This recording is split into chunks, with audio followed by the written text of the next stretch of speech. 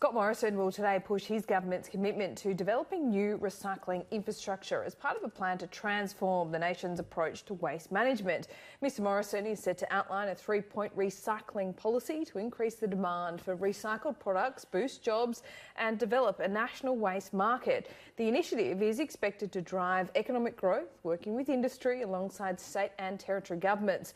The Prime Minister says he wants to ensure Australians' waste is not exported to someone else's village or waterway. Joining us live now is the Environment Minister, Sussan Ley. Thanks so much for your time. How urgent are we needing this plan here in Australia? Hello, Laura. We've talked about this for so long and now it's time to do something about it. We've never had all of these players in the room together. Community, all levels of government, business, industry, innovators, and there is real action, practical action, new facilities, regional jobs, and the Prime Minister's waste ban, which effectively is driving all of this new investment in Australia. This is out of necessity rather than choice though, isn't it? Because other countries have simply stopped taking our waste, they're stopping at the border or they're sending it back.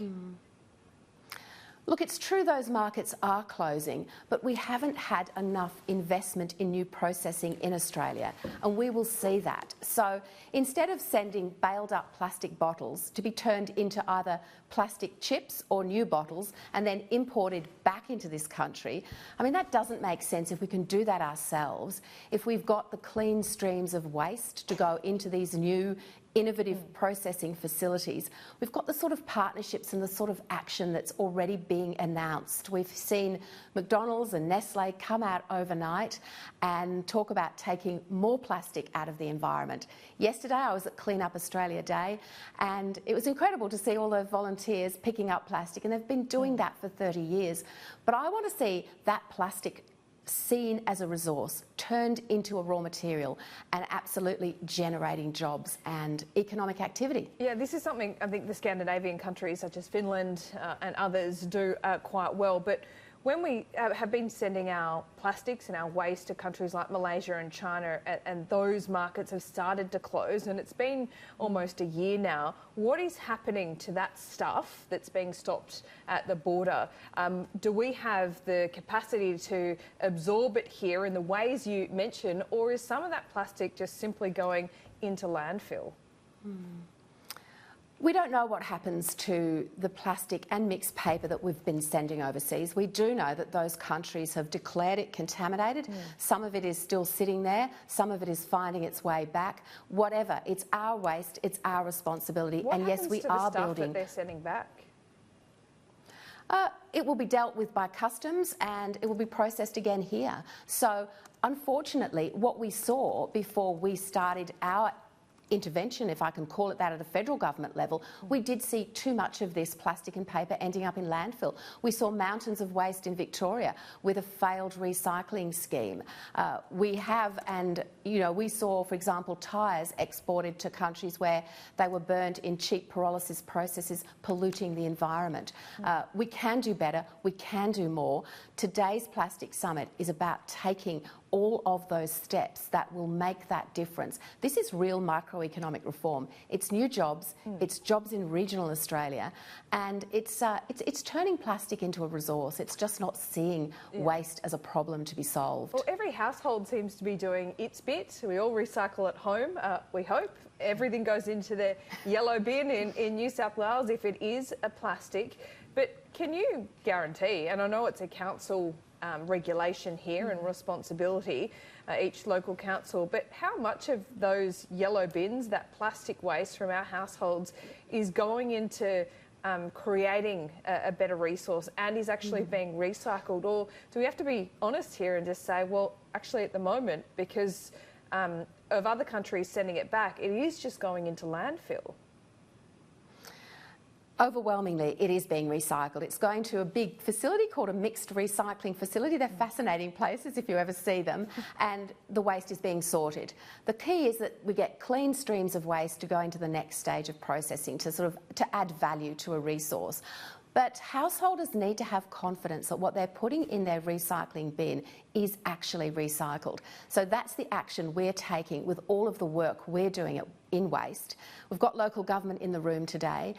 We've seen announcements around Australia about new facilities from the curbside to do a better job of actually creating clean plastic, clean glass and a destination for the paper, new pulp exercises to really put that back into the circular economy as well.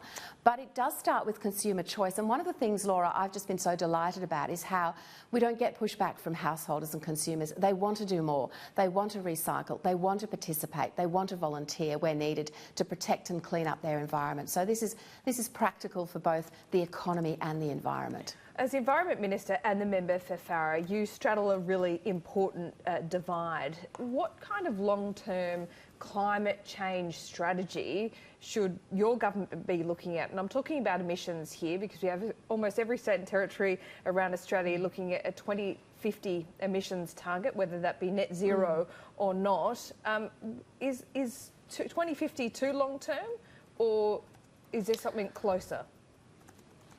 Well, dates and statements and targets don't mean anything without the plan, and the mapping out of the reduction of our emissions, the ambitious mapping out, and I want to see us being ambitious, and we are, and Angus Taylor with his draft technology roadmap that people will have an opportunity to have their say on will do that. But Laura, I have been a farmer. I live in an area where we do see the impact of climate change on our farming systems, but I'm also seeing the actions that farmers are taking and the projects and the real change that is being made in how they manage their crops, what they do with livestock, how they manage their water, and how they are really in real time taking the steps that they need to create the change that still keeps them successful farmers for the future while recognising that our seasons are changing. Just one final question. I don't know whether you've got your hands on Samantha Maiden's book so far detailing Labor Party happenings in the last couple of years, but it does detail how Labor's dirt unit brought you down or sought to bring you down as Health Minister. Does any of that surprise you? Look, not really. Politics is a rough business. It's not a nice business. I ruled a line under those events. I made a statement to Parliament. I was accused of doing a lot of things that were subsequently independently investigated and found not to be true. People, the Australian people, want to see us working hard for them. They prefer policies to dirt units, and I certainly do. Must sit uncomfortably with you that a 24-year-old managed to end your career as Health Minister, though. Like I said, Laura, I did rule a line under it, and I've been in politics a long time, as you know. I choose not to be bitter and prefer not to look back, but to look forward at the work that I can do.